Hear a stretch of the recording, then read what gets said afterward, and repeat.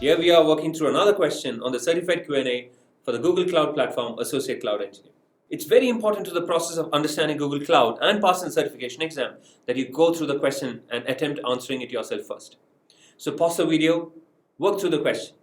We'll catch up in just a little while and I'll show you how I do it. In this project scenario, you need to verify the assigned permissions on a custom IAM role. What is the right approach for that? It is a recommended practice in all organizations and projects that you regularly audit what privileges and permissions are available to different members or users or actors in your project and organization.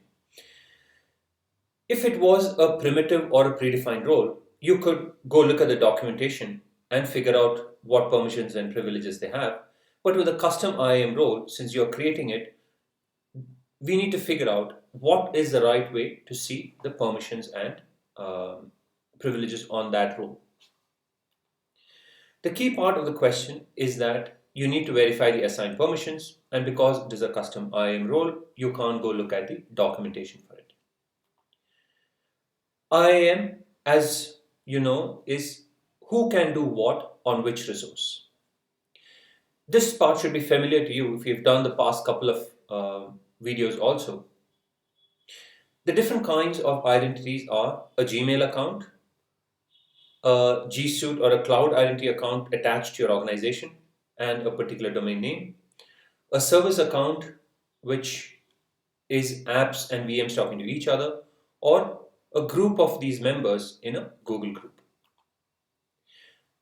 These permissions are predefined by GCP and they apply to particular resources under solutions. So for example, under the compute group of solutions, there could be disks and images and subnetworks and instances. And for each of them, you have separate permissions. For example, somebody is allowed to create a disk, but not allowed to delete a disk. Since assigning permissions individually becomes cumbersome for a large number of users, these are grouped into roles. So a role like the service account creator has a bunch of permissions.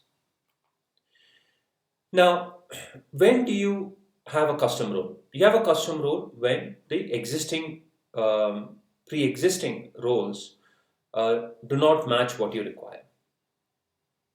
So what if we took up option B, which is to use the gcloud init command to view the information?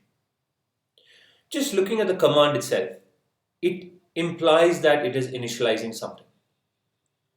It is probably not something that allows you to view what is existing. Looking at the help for that, it says that gcloud init initializes or reinitializes gcloud, the CLI tool for working with GCP. So this is definitely not the way to see a custom IAM role.